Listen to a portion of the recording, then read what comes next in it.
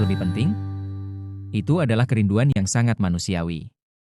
Namun dalam Injil hari ini, Yesus menunjukkan bahwa keinginan menjadi yang terbesar tidak disembuhkan dengan memperoleh lebih banyak kuasa, melainkan dengan belajar mengasihi lebih dalam.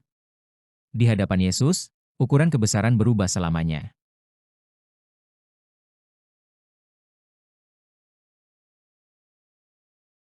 Maka datanglah ibu anak-anak Zebedeus serta anak-anaknya itu kepada Yesus, lalu sujud di hadapannya untuk meminta sesuatu kepadanya. Kata Yesus, "Apa yang kau kehendaki?" Jawabnya, "Berilah perintah, supaya kedua anakku ini boleh duduk kelak di dalam kerajaanmu, yang seorang di sebelah kananmu dan yang seorang lagi di sebelah kirimu." Tetapi Yesus menjawab, katanya, "Kamu tidak tahu apa yang kamu minta. Dapatkah kamu meminum cawan yang harus kuminum?" Kata mereka kepadanya, "Kami dapat." Yesus berkata kepada mereka, "Cawanku memang akan kamu minum, tetapi hal duduk di sebelah kananku atau di sebelah kiriku, aku tidak berhak memberikannya. Itu akan diberikan kepada orang-orang bagi siapa Bapa-Ku telah menyediakannya." Mendengar itu marahlah ke-10 murid yang lain kepada kedua saudara itu. Tetapi Yesus memanggil mereka lalu berkata, "Kamu tahu, bahwa pemerintah-pemerintah bangsa-bangsa memerintah rakyatnya dengan tangan besi dan pembesar-pembesar menjalankan kuasanya dengan keras atas mereka. Tidaklah demikian di antara kamu. Barang siapa ingin menjadi besar di antara kamu, hendaklah ia menjadi pelayanmu. Dan barang siapa ingin menjadi terkemuka di antara kamu, hendaklah ia menjadi hambamu. Sama seperti Anak Manusia datang bukan untuk dilayani, melainkan untuk melayani dan untuk memberikan nyawanya menjadi tebusan bagi banyak orang."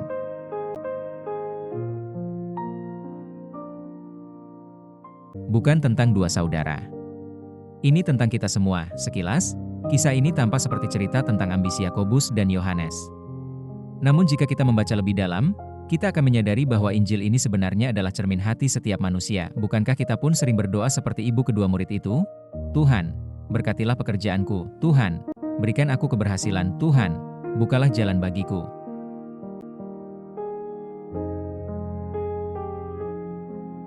Semua doa itu baik.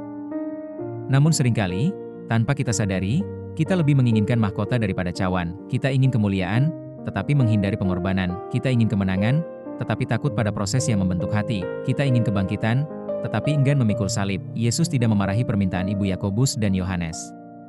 Sebaliknya, ia mengajukan sebuah pertanyaan yang menembus sampai ke kedalaman hati. "Dapatkah kamu meminum cawan yang harus kuminum?"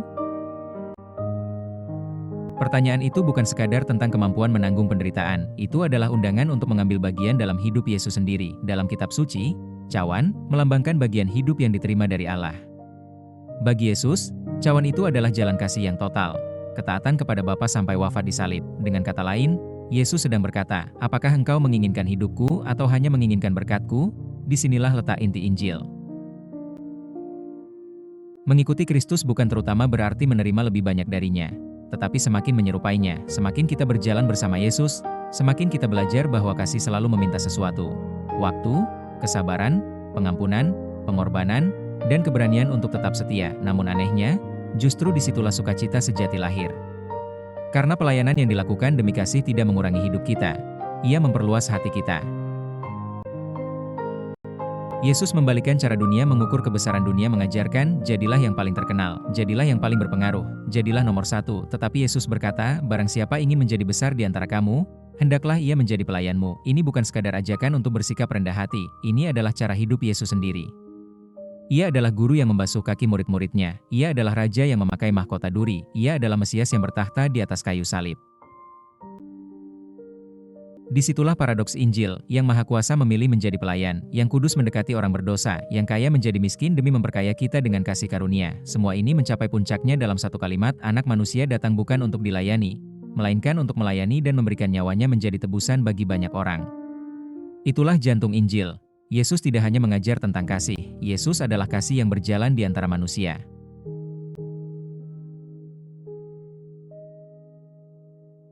Di kerajaan Allah, semakin kita hidup untuk diri sendiri, semakin kecil kita. Semakin kita hidup untuk melayani seperti Kristus, semakin besar kasih Allah dinyatakan melalui hidup kita.